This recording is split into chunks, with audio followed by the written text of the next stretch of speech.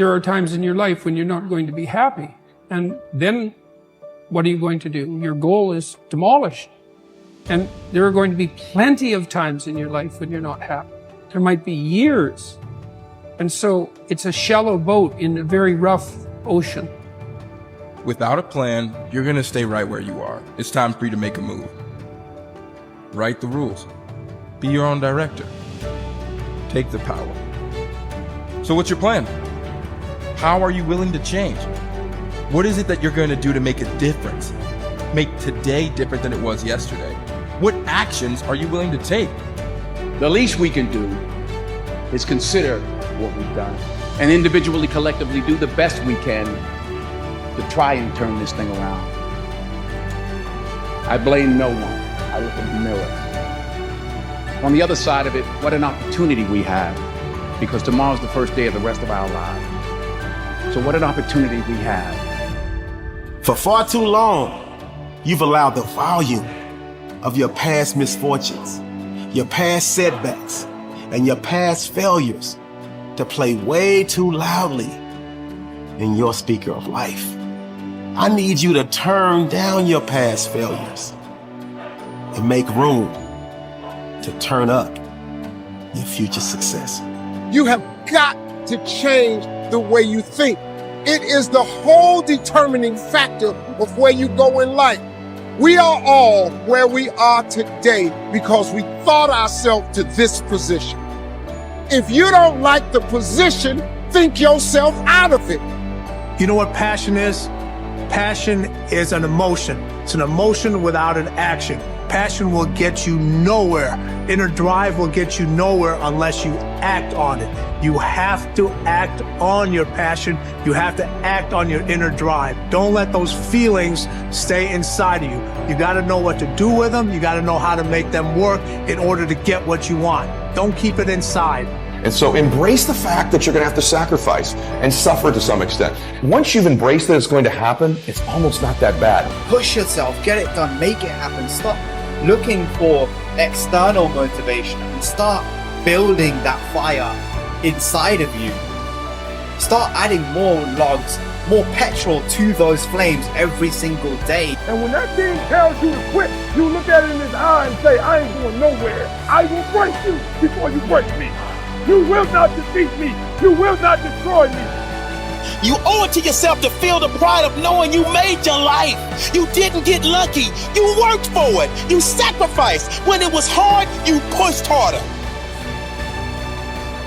We're trying so hard in our lives to fit in. We try to fit into certain groups, certain frats, certain sororities, among certain friends. Yet the people we idolize most are the ones that stand out. But when you're prepared, there is no fear. There is no fear of failure, okay?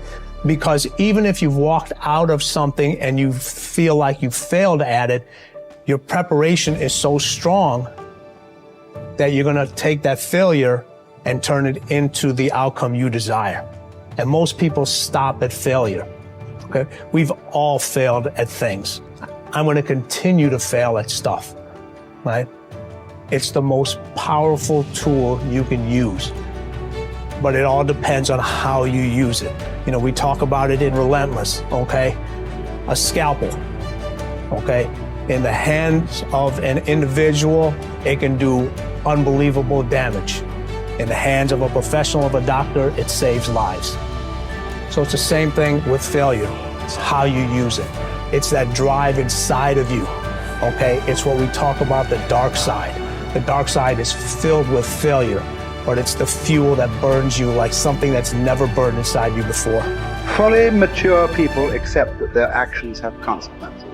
A fully functioning adult knows that he or she can choose an action, but once the action is taken, both predictable and unpredictable consequences will follow. The true adult accepts that for every cause there will be an effect. For every action, there will be a reaction. You can choose the action before you act, but you cannot choose or control the consequence or reaction afterward. Intelligent adults are very careful about the thoughts they think and the actions that they take. They do not fool themselves or engage in self-delusion. They don't pretend that things might happen differently, nor do they trust to luck. inactions also have consequences. What are called crimes of omission are often more serious to your long-term prospects than the mistakes you make. Omitting to think through your values, set clear goals, make plans, commit to excellence, and so on, can be disastrous to your possibility of great success. The starting point of success is the acceptance of reality. What cannot be cured must be endured. Often people will come to me with challenges they are facing, and I will ask them this simple question: is this a problem or is this a fact? If it's a problem, it's amenable to a solution. There is something that you can do to change it. If you are not happy with the situation, it is up to you to go and do whatever you can to resolve it. A fact, however, is different from a problem. It is something that exists, like the weather, like rain or snow. There is nothing that you can do about it. You can solve problems, but the reality principle says that you have to learn to live with facts. Something unfortunate that has happened is a fact. A sale that did not go through, a business deal that collapsed, a relationship that didn't work out. All of these are facts. Many people waste an enormous amount of emotional energy struggling with facts when they would be much better off concentrating on doing better in the future. Your goal is to be happy, confident, and optimistic. The way that you achieve this is by making these positive responses so automatic that you remain predominantly happy, confident, and optimistic no matter what happens. You can achieve this result by taking specific, proven, practical steps that have been used by millions of people and which work with virtually unfailing certainty. The starting point is accepting complete responsibility for every aspect of your life. The law of sowing and reaping, whatever you sow or fail to sow, is going to determine what you reap in the end. The law of accumulation reminds us that everything counts. Every positive step you take is moving you toward building a great life for yourself. Every positive word or thought or image is deepening your belief and increasing your confidence in your ability to achieve wonderful things. Finally, remember the law of reversibility.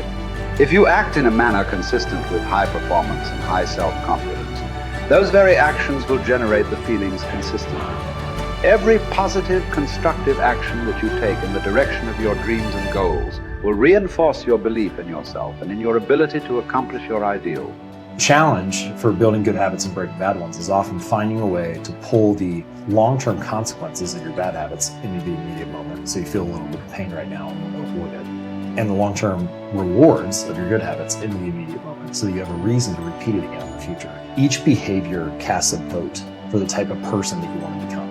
And if you cast enough votes for that type of identity, you start to believe that about yourself, right? Like if you go to church for 20 years, you believe that you're religious. You study Spanish every Tuesday for 30 minutes, you believe that you are studious.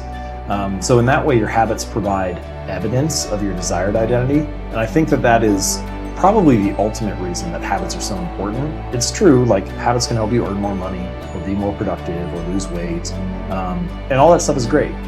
But in addition to the external results that habits provide, they also shape your sense of self. They are the engine or the avenue through which you learn to believe things about yourself. You have to have just one thing in mind: keeping on track, closing out all the noise and the clutter that gets in your way. You've got to identify your target. Let nothing stand in your way. You've got to keep your eye on the target until you've released the arrow. Let nothing capture your attention unless it's in the best interest of your ambition. If you don't keep your mind on what you're doing, if you don't keep focused on the task at hand, it could slip right on by you. Wherever you are, be there. Whatever you're supposed to be doing for the moment, do it. You can't be thinking of everything you have to do at one time, all the time. You have to concentrate on just one thing at a time, one project, one job. You have to take it one task at a time and complete it. Do what you've set out to do. Keep your mind only on that one path. Why? If you don't, you won't accomplish anything. Concentration takes a lot of discipline. It takes a lot of discipline to demand privacy, to keep the do not disturb sign on your door while you're in the middle of an important job. It takes a lot of discipline not to answer the phone every time it rings at home. That's why they make voicemail and answering machines, so you don't have to answer the phone every time it rings. Your family will appreciate an uninterrupted dinner hour. Your night work will get done a whole lot faster. Concentrate on the work at hand and demand of yourself the discipline to stay focused.